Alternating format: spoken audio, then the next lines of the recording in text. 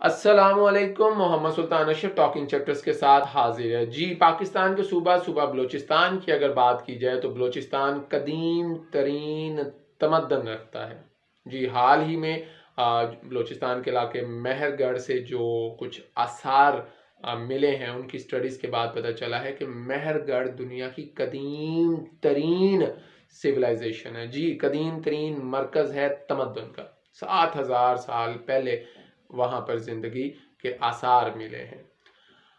تو بلوچستان کی اگر عوام کو دیکھا جائے، جیسے کہ بلوچستان آج خود جو ہے وہ پری ہسٹورک ٹائم سے ہے، اسی طرح اگر ہم بلوچ عوام کو، بلوچ قوم کو اگر دیکھتے ہیں تو جہاں تک ہمیں ان کی تاریخ نظر آتی ہے زمانہ قدیم میں، تو ہمیں صرف یہی بات پتہ چلتی ہے کہ بلوچ نڈر ہے، بلوچ غیور ہے، غیرت مند ہے، اور بلوچ گردن جھکاتے نہیں، گردن کٹوانا پسند کرتے ہیں جی۔ ہم 13 نومبر 2022 کی طرف جا رہے ہیں۔ یہ جو 13 نومبر ہے، یہ جو ڈیٹ ہے، اس کا بلوچ سویلائزیشن میں، بلوچ تاریخ میں، جو ماڈرن بلوچ ہے، بلوچ تاریخ میں اس کی بہت اہمیت ہے جی۔ میں بات کر رہا ہوں 13 نومبر 1839 کی، آج سے تقریباً 183 برس پہلے کی، جب ایک بہت بڑی جنگ ہوئی خان آف کلات میر محراب خان بلوچ اور انگریزوں کے درمیان۔ جیسے کہ آپ جانتے ہیں کہ 1839 تک انگریز جو ہے، برٹش جو آرمیز ہیں، سولجرز ہیں، وہ تقریباً پورے سب کنٹیننٹ پہ قابو پا چکے تھے۔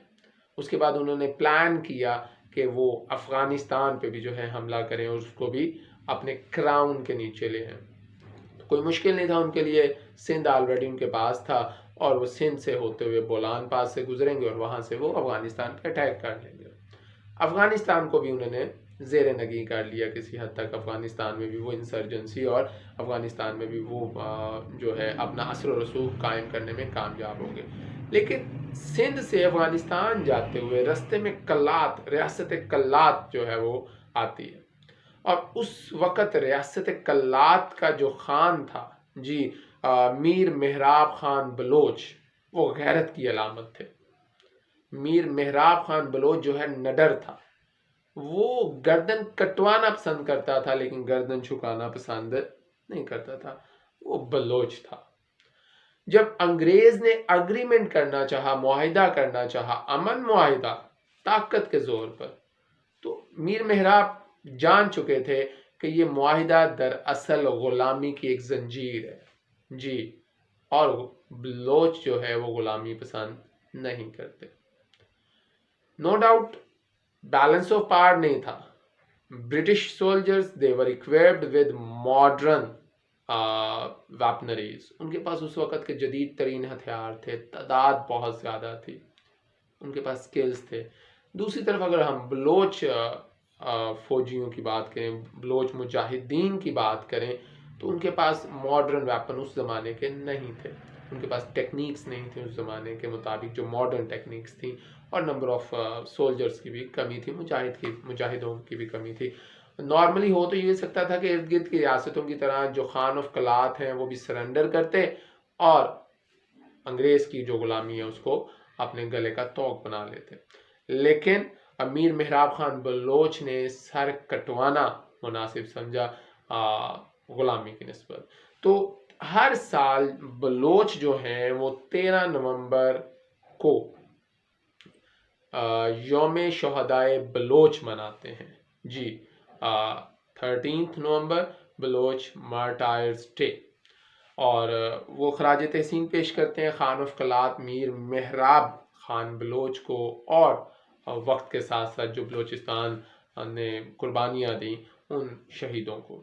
اب اگر ہم بلوچستان کی بات کریں تو سن 2000 سے لے کر 2022 تک بلوچستان میں بہت زیادہ انسٹیبلٹی ہمیں نظر آتی ہے، بلوچستان میں ہمیں انسرجنسیز نظر آتی ہیں۔ نو ڈاؤٹ پاکستان بننے کے بعد بھی ہمیں ایک دو پوائنٹس پہ انسرجنسیز نظر آئیں، لیکن ان کو ٹیکل کر لیا گیا۔ سن 2000 سے لے کر 2022 تک کا اگر ہم ایرا دیکھتے ہیں، جو 22 سال دیکھتے ہیں، اس انسٹیبلٹی کے جو پیچھے بہت بڑا محرک ہے وہ ہے BLA جی۔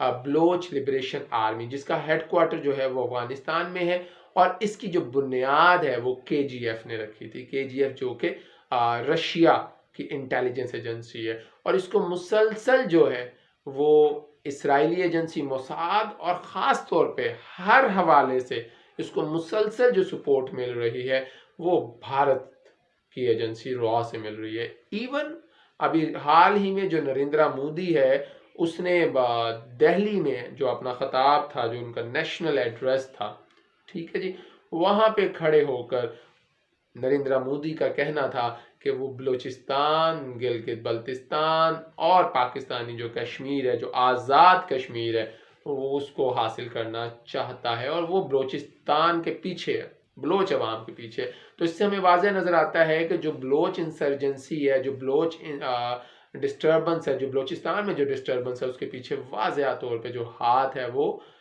ہندوستان کا ہے۔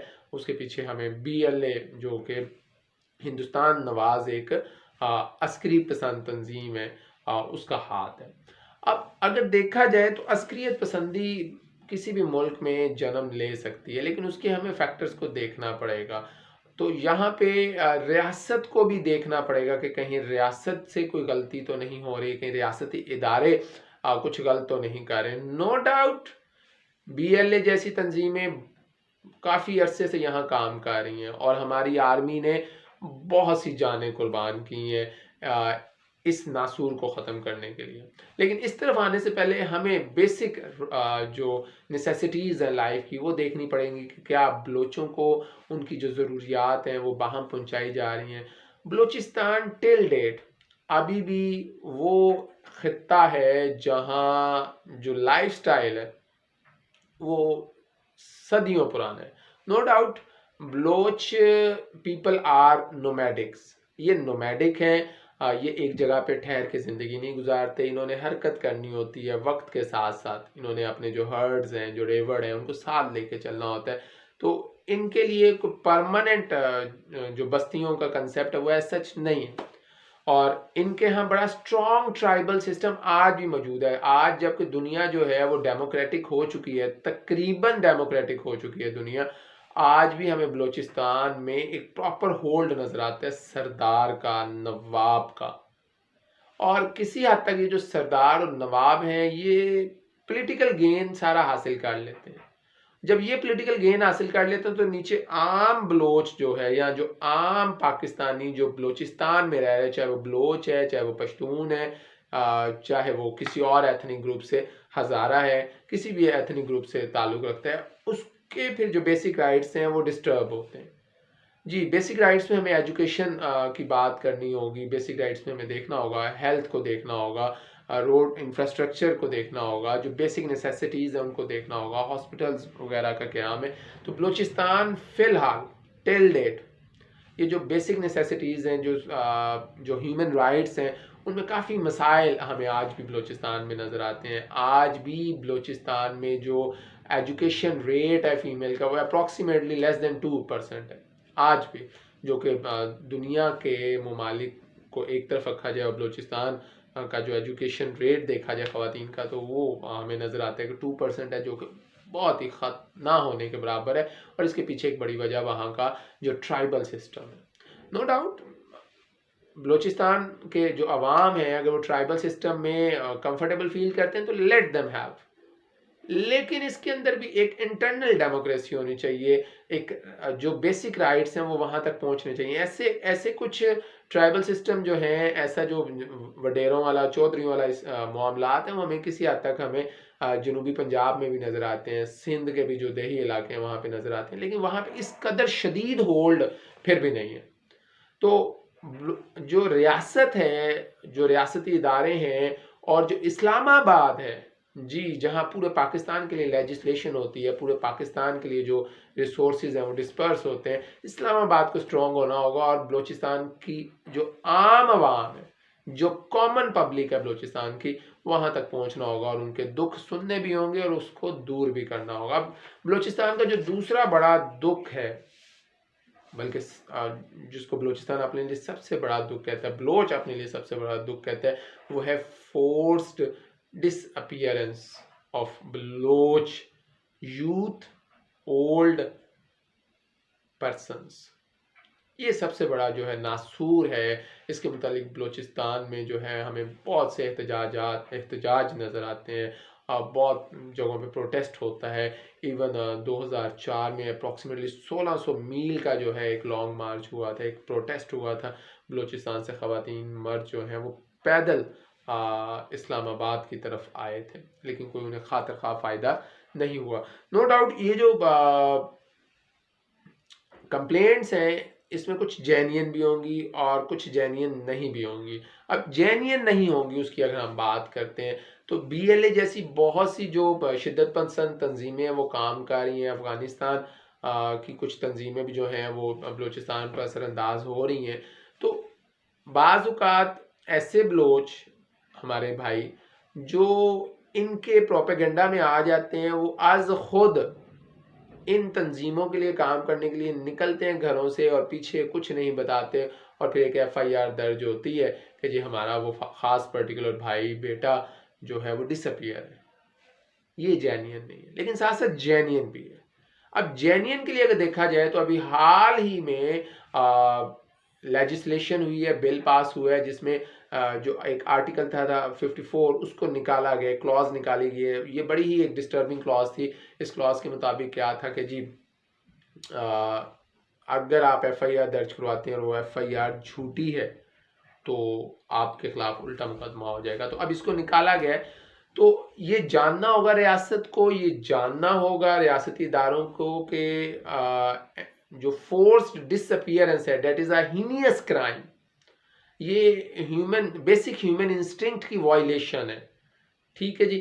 تو اس معاملے کو ختم کرنا چاہیے. آئی بلیو اگر پاکستان کی جو حکومت ہے، جو ریاست پاکستان ہے اور پاکستان کے جو ادارے ہیں وہ صرف اس ایک مسئلے کو سیریس لے لیں اور بلوچ عوام کی بات سنی جائے اور ان کے سر پہ ہاتھ رکھا جائے، ان کے کندھے کے ساتھ کندھا ملا کے چلا جائے، تو جو بھارت ہے، جو اسرائیل ہے اور وہ تمام طاغوتی طاقتیں جو پاکستان کو سٹیبل نہیں ہونے دینا چاہتی، ان سب کا جو ایجنڈا ہے اس کو مٹی میں ملایا جا سکتا ہے. میں بار بار بھارت کی بات کروں، یہ کوئی اچنبے والی بات نہیں ہے جی. لال قلعے میں بھی آج بھی وہ بات کرتے ہیں کہ لال قلعے پہ اگر ترنگا ہے تو ان کی کوشش ہے کہ وہ پاکستان کے ہر شہر میں اپنا ترنگا لہرائیں، لیکن ان کی یہ خواہش انشاءاللہ کبھی پوری نہیں ہوگی. لیکن ہمیں اپنے ماضی سے سبق سیکھنا چاہیے. ڈھاکہ پہ بھی کبھی پاکستان کا پرچم لہراتا تھا. آج وہاں ہمارے بھائی، مسلمان بھائی، بنگالی بھائی آج وہاں پہ بنگلہ دیش کا پرچم لہرا کے بیٹھے ہوئے ہیں. لیکن بنگلہ دیش اور بلوچستان کی جو زمینی حقائق ہے وہ بہت مختلف ہیں. نو ڈاؤٹ بلوچستان والوں کو آج مسائل ہیں، کل بنگلہ دیش کو مسائل تھے. لیکن اگر دیکھا جائے تو دشمن کل بھی بھارت تھا، دشمن آج بھی بھارت ہے. اگر ایسٹ پاکستان جو ہے وہ بنگلہ دیش میں چینج ہوتا ہے تو اس کے پیچھے مکتی بانی نظر آتی ہے، اس میں انڈین انٹیلیجنس ایجنسیز نظر آتی ہیں، انڈین آرمی نظر آتی ہے، اور پاکستان جو ہے سقوط ڈھاکہ کی صورت میں زخم لیے آج بھی دنیا کے نقشے پہ موجود ہے. تو پاکستان کے جو ریاستی ادارے ہیں، پاکستان کی جو قانون نافذ کرنے والے ادارے ہیں، ان کو بھی ہوش کے ناخن لینے ہوں گے. اور خاص طور پہ اصل جو مسئلہ ہے وہ ہے پولیٹیکل انسٹیبلٹی. اسلام آباد کو سٹرونگ ہونا ہوگا. حکومت جو ہے وہ صاف شفاف انداز میں کرنی ہوگی اگر ہم چاہتے ہیں کہ پاکستان ایک تو ترقی کرے اور ساتھ ساتھ پاکستان چلتا رہے. تو ہمیں بلوچ بھائیوں کے مسائل سننے ہوں گے، صرف سننے نہیں ہوں گے بلکہ ان کا حل نکالنا ہوگا. چاہے وہ بیسک رائٹس کا ہو، چاہے وہ ہیومن رائٹس کا ہو، چاہے وہ فورس ڈس اپیئرنس ہو، ہمیں بلوچوں کو گلے سے لگانا ہوگا. بلوچ بلوچ نہیں ہے، پنجابی پنجابی نہیں ہے، سندھی سندھی نہیں ہے، پٹھان پٹھان نہیں ہے. جب یہ اکٹھے ہوتے ہیں تو یہ پاکستان ہے. یہ پاکستان ہے. یہ بالکل ایسے ہی ہے جیسے ایک جوائنٹ فیملی ہے. آپ اپنے پورشن میں، آپ اپنے کمرے میں جو مرضی کریں، آپ جو مرضی کھائیں، جیسے مرضی پکائیں، جو مرضی پہنیں، لیکن جب آپ اکٹھے ہوتے ہیں، ایک ڈرائنگ روم میں بیٹھتے ہیں، پورے گھر کے مسائل کو جب ڈسکس کیا جاتا ہے تو پھر گھر کے مسائل کو ڈسکس کیا جاتا ہے، پھر اپنے کمرے کو بعد میں لیا جاتا ہے، کیونکہ گھر کی 4 دیواریں سلامت رہیں گی تو گھر سلامت رہے گا۔ تو ہمیں اپنے گھر کی 4 دیواروں کو بھی دیکھنا ہوگا۔ دشمن مسلسل گھات لگائے بیٹھا ہے، دشمن مسلسل نقب زنی کر رہا ہے، اور یہ ہوتی رہے گی جب تک ہمارا پولیٹیکل سسٹم جو ہے اسٹیبلش نہیں ہوگا، وہ اسٹیبل نہیں ہوگا۔ تو خدا را ہوش کے ناخن لیں۔ پاکستان کی جو موجودہ حکومت ہے اس کو بھی چاہیے ہوش کے ناخن لیں، ہماری جو ریاستی ادارے ہیں انہیں بھی چاہیے ہوش کے ناخن لیں، اور بلوچ بھائیوں کو، بلوچ بہنوں کو ساتھ لے کے چلیں، اور ان کے اندر جو احساس محرومی ہے اس کو دور کیا جائے۔ اپنا بہت سا خیال رکھیے گا، اور امید کرتا ہوں کہ پاکستان میں جو اس وقت پولیٹیکل انسٹیبلٹی ہے وہ ختم ہوگی، اور جو ملیٹنٹ ایکٹیویٹیز کہیں چل رہی ہیں BLA کی طرف سے یا کسی بھی شدت پسند تنظیم کی طرف سے، اس کو جڑ سے اکھاڑ کے پھینکا جائے گا۔ لیکن اس سے پہلے بنیادی انسانی حقوق کا خیال رکھیں، اور اپنے ہیروز کو یاد کرنا چاہیے۔ میر محراب خان بلوچ صرف بلوچوں کے ہیرو نہیں ہے، بلکہ میر محراب خان بلوچ مسلمان ہیں، اور وہ غیرت کی علامت ہے، وہ پاکستان سے تعلق رکھنے والے بلوچستان کی علامت ہے، تو بلوچستان کی علامت پاکستان کی علامت ہے۔ اپنا بہت سا خیال رکھیے گا۔ بلوچ بھائیوں کو بہت سلام، پاکستان کو میرا سلام۔ اللہ حافظ۔